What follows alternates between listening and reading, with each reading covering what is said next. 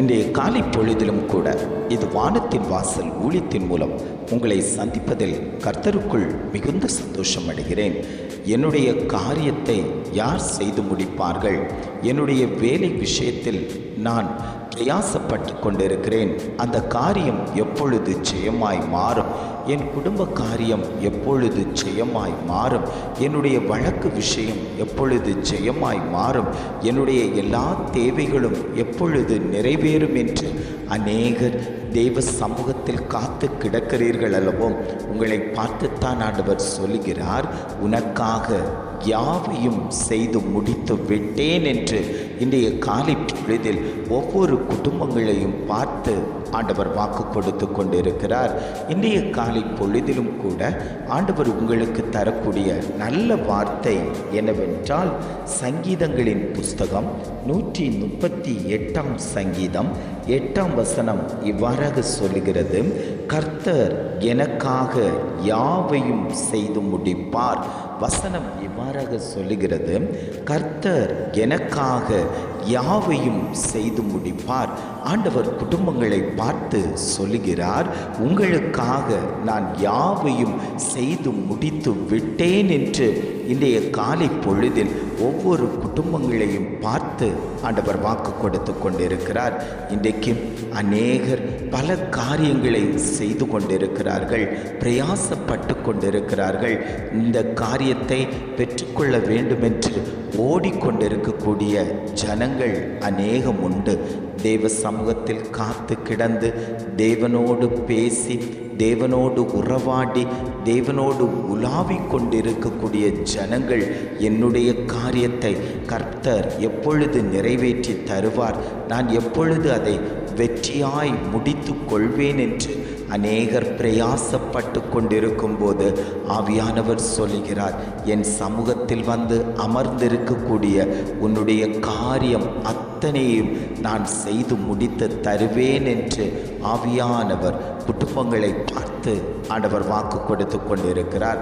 தாவீதுக்கு செய்து கொடுத்த தகப்பன், தானியேலுக்கு செய்து கொடுத்த தகப்பன், யோசேப்புக்கு செய்து கொடுத்த தகப்பன் இன்றைக்கு உங்களை பார்த்து சொல்லுகிறார், உங்களுக்கும் நான் எல்லா காரியத்தையும் எல்லா தேவைகளையும் நான் செய்து தருவதற்கு சித்தமுள்ள தகப்பனாய் நான் இன்றைக்கும் உங்களோடு கூட இருக்கிறேன். எத்தனையோ பாடுகள், எத்தனையோ வியாகுலங்கள், எத்தனையோ கஷ்டங்கள் உங்கள் மத்தியில் வந்த போதிலும் கூட நீங்கள் ஆண்டவரை தேடி ஓடி வந்தீர்கள் அல்லவோ? என்னுடைய வருத்தம் யாவையும் கர்த்தர் மாற்றி தருவார் என்ற விசுவாசம் உங்களுக்குள் கடந்து வந்ததல்லவோ?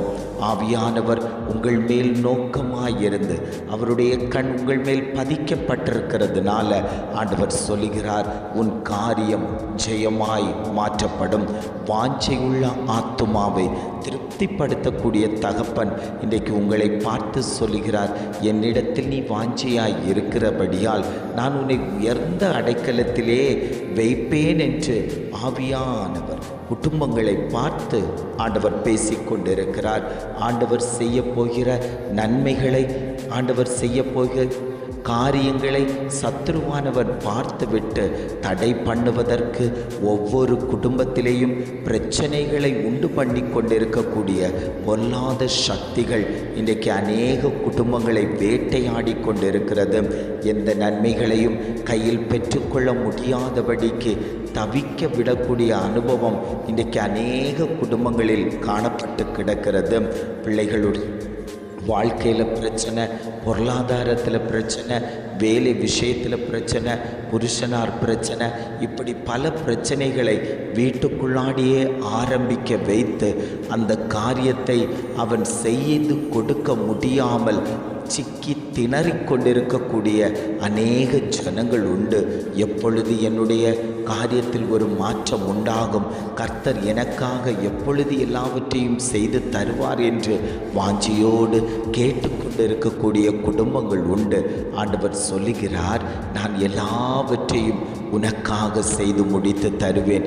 எந்தெந்த காரியத்திலெல்லாம் பிரயாசப்பட்டாயோ, எந்தெந்த காரியமெல்லாம் எனக்கு தோற்று போய் இருக்கிறது, அதில் ஒரு ஜெயம் உண்டாக வேண்டுமென்று கேட்டுக்கொண்டாயோ, அத்தனை காரியத்தையும் நான் உனக்காக நான் செய்து தருவேன் என்று ஆவியானவர் திட்டமும் தீர்மானமுமாய் ஆண்டவர் குடும்பங்களை பார்த்து ஆண்டவர் பேசிக்கொண்டிருக்கிறார்.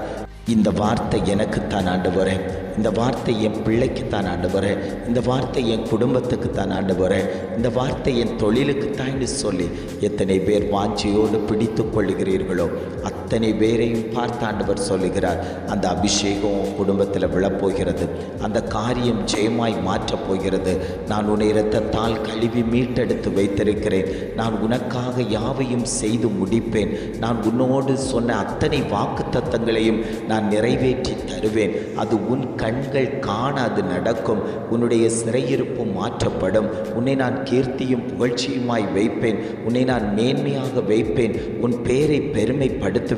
நான் சொன்னதை செய்யும் அளவும் நான் உன்னை விட்டு விலகுவதும் இல்லை, உன்னை கைவிடுவதும் இல்லை. உன்னை நான் அந்த பரம கானானுக்குள் நான் கொண்டு வந்து சேர்ப்பேன் என்று ஆவியானவர் குடும்பங்களை பார்த்தாண்டவர் வாக்குத்தத்தமாய் பேசிக்கொண்டிருக்கிறார்.